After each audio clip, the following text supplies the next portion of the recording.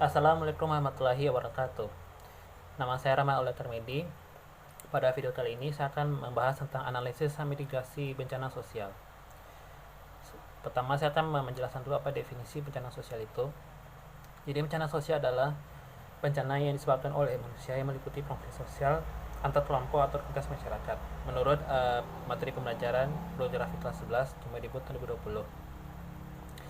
Bencana meliputi tiga dasar aspek, yaitu terjadinya peristiwa atau gangguan yang mengancam dan merusak, terdapat ancaman kehidupan dan fungsi dari masyarakat, serta mengakibatkan korban jiwa dan melampaui kemampuan masyarakat untuk mengatasi sesuai dengan sumber daya mereka sendiri.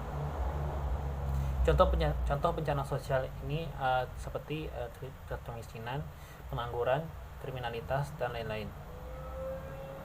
Dan apa saja masing-masing dari faktor bencana sosial itu. Yang pertama dari kemiskinan. Faktor utamanya adalah terjadinya kualitas tingkat hidup yang tinggi dan rendah, dan juga kesulitan memenuhi kebutuhan dasar yang mengakibatkan tingkat kemiskinan cukup tinggi. Yang kedua adalah pengangguran. Faktornya adalah seperti krisis ekonomi yang memicu munculnya berbagai masalah sosial seperti kejahatan, tunawisme hingga bunuh diri. Yang ketiga adalah ledakan penduduk yang tidak terkontrol, sehingga menimbulkan kesulitannya lapangan pekerjaan dan menimbulkan pengangguran kemiskinan. Yang keempat adalah urbanisasi. Urbanisasi adalah pemindahan penduduk secara berboyong-boyong dari desa ke kota. Jadi ketika urbanisasi yang tidak terkendali ini bisa menimbulkan kesenjangan sosial yang memicu masalah sosial baru. Yang kelima adalah lemahnya penegak hukum. Lemahnya penegakan hukum di suatu negara bisa menyebabkan maraknya kejahatan dan pelanggaran normal seperti aturan sosial. Yang keenam adalah ketimpangan sosial. Ketimpangan sosial adalah jurang pemisah antara kaya dan miskin. Hal ini dapat menimbulkan kecemburuan sosial yang berujung kepada konflik dan kerusakan sosial. Yang ketujuh adalah krisis moral. Krisis moral seperti korupsi, ketidakadilan, dan melemahnya solidaritas masyarakat turut memicu bencana sosial. Yang ke-8 adalah minimnya pendidikan. Karena tingkat pendidikannya rendah dan tidak merata, dapat berkontribusi kepada tingginya angka pengangguran dan kemiskinan. Kondisi ini juga tentu menyebabkan bencana sosial. Jadi bencana sosial seperti yang sudah saya jelaskan sebelumnya itu adalah kemiskinan, pengangguran, kriminalitas seperti perampokan dan lain-lain.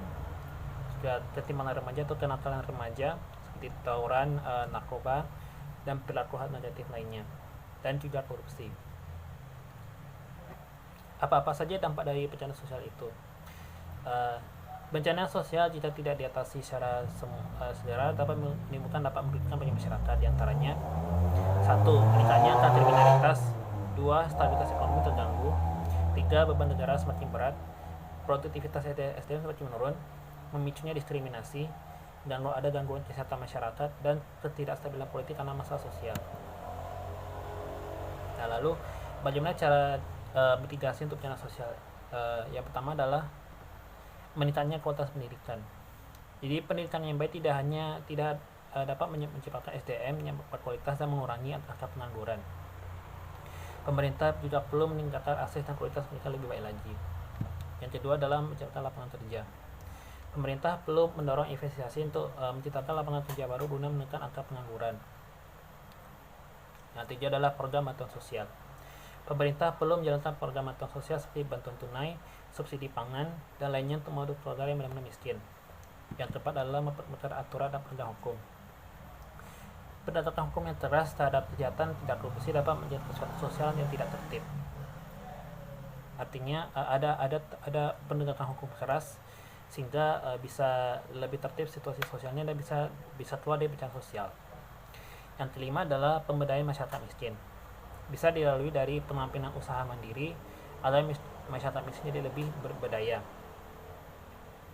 Yang keenam adalah penuntasan kemiskinan. Pemerintah bisa membuat program penuntasan kemiskinan melalui program tersebut. Masyarakat miskin bisa dibantuan seperti perumahan, modal usaha, pelatihan, dan sebagainya. Yang ketujuh adalah memperkuat solidaritas sosial. Antara pemerintah dan masyarakat harus mau saling mendorong semangat gotong royong dan solidaritas agar sama-sama bisa keluar dari bencana sosial. Dan apabila masalah dari bencana sosial ini bisa teratasi, maka kesejahteraan hidup masyarakat juga bisa meningkat dan bisa makmur. Jadi sekian saja dari materi ini. Semoga bermanfaat bagi kita semua. Terima kasih atas perhatiannya. Assalamualaikum warahmatullahi wabarakatuh.